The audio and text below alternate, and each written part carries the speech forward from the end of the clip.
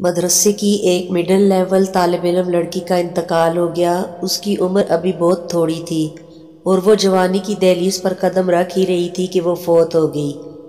اس کا نام نوف تھا۔ جب اس کی وفات ہوئی تو اس کی ماں اور بہنیں اسے میرے پاس لائیں کہ تم اسے غسل دو اور کفن پہناؤ۔ شدت غم سے اس کی ماں کا رو رو کر برا حال تھا۔ وہ اپنی بیٹی سے چپٹی ہوئی تھی اور اس سے جدا ہونے کا نام ہی نہیں لے رہی تھی۔ میں نے بڑی مشکل سے اسے علادہ کیا اور غسل خانے کا دروازہ بند کر دیا تاکہ اسے اچھے طریقے سے غسل دے سکوں۔ جب میں نے اس کے چہرے سے کپڑا ہٹایا، میں دیکھ کر حیران ہو گئی۔ اس کے چہرے سے نور کی شعاعیں ایسے اٹھ رہی تھیں جیسے نجف کی خوب تیز روشنی ہے۔ میں اس کے نورانی چہرے کی تابانی دیکھ کر حیرت میں ڈوب گئی، کیونکہ میرے پاس غسل کے لیے جو بھی لڑکیاں لائی جاتی تھیں ان میں سے کسی کا چہرہ مرجھایا ہوا ہوتا تھا اور بعض سے تو بہت زیادہ ناگوار بو اٹھ رہی ہوتی تھی، مگر اس لڑکی کا تو معاملہ ہی الٹ تھا۔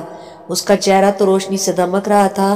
دوران غسل میں نے دیکھا کہ اس کے دائیں اور بائیں ہاتھ کی شہادت کی انگلی بھی اٹھی ہوئی تھی، جیسے تشہد میں اٹھائی جاتی ہے۔ میں نے سوچا کہ ہو نہ ہو یہ ایک پاکیزہ سیرت لڑکی ہے جسے اللہ نے اس کے کسی عمل کی وجہ سے اسے عزت سے نوازا ہے۔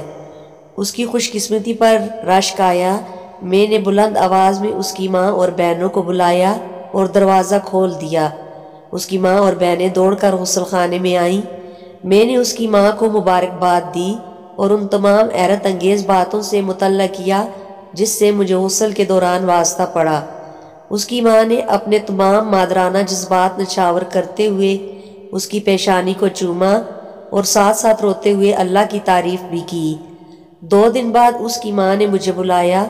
اس نے میرا شکریہ ادا کیا اور کہا میں آپ کو اپنی بیٹی کے کپڑے اور اس کی پرسنل چیزیں بھی بھجواتی ہوں، کیونکہ آپ غریبوں اور مسکینوں کے گھروں کو جانتی ہیں۔ آپ یہ چیزیں غریبوں میں تقسیم کر دینا۔ میں نے کہا مجھے کوئی اعتراض نہیں، آپ اس کی تمام چیزیں مجھے بھجوا دینا، میں غریبوں میں تقسیم کر دوں گی۔ جب اس کی چیزیں میرے پاس آئیں تو وہ 4 کارٹنوں میں پیک تھیں۔ جب میں نے پہلا کارٹن کھولا تو اس میں اس کے نقاب اور عبایا تھے۔ وہ سب کے سب لمبے چوڑے اور ڈھیلے ڈالے تھے، نہ تنگ تھے نہ باریک تھے، نہ ہی چھوٹے تھے۔ جب میں نے دوسرا کارٹن کھولا تو اس میں اس کے کپڑے تھے، وہ بھی پورے بازوؤں والے ڈھیلے ڈالے اور مکمل جسم کو ڈھانپنے والے تھے اور انتہائی سادہ تھے، نہ کوئی لیس لگی ہوئی تھی نہ وہ باریک تھے کہ جسم نظر آئے۔ میں جوں کارٹن کھول رہی تھی میری حیرت میں اضافہ ہو رہا تھا۔ ایک کارٹن میں اس کا اسکول کا سامان تھا، اس میں ایک ڈائری تھی جس کے اکثر اوراق خالی تھے اور ایک قلم کا ڈبہ تھا۔ جب وہ ڈبہ کھولا تو اس میں مسواک بھی تھی۔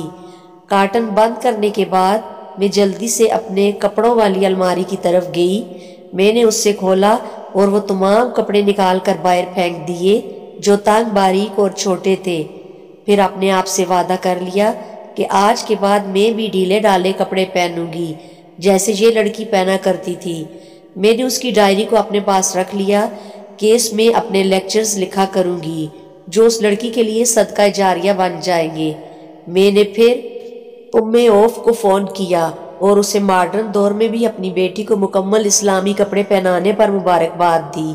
اس کی ماں نے کہا کہ اس کے اندر ایک اور بھی خوبی تھی، اس کا دل ہر وقت نماز سے لگا رہتا تھا۔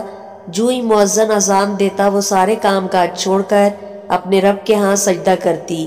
اس واقعے سے میری امت کی ان ماؤں بہنوں اور بیٹیوں کے لیے حوصلہ افزائی کا سامان ہے جو زمانے کو خوش کرنے کی بجائے اپنے پروردگار کو خوش کرنے کی فکر میں رہتی ہیں اور شریعت کے اصولوں کے مطابق زندگی گزارتی ہیں، اور جو عورتیں تنگ اور باریک لباس پہنتی ہیں معاشرے کی نظر میں اچھا بننے کے لیے اور اپنے رب کو ناراض کرتی ہیں، ان کے لیے نصیحت بھی ہے کہ وہ بھی اپنی زندگی کو اسلامی طریقوں کے مطابق بسر کریں۔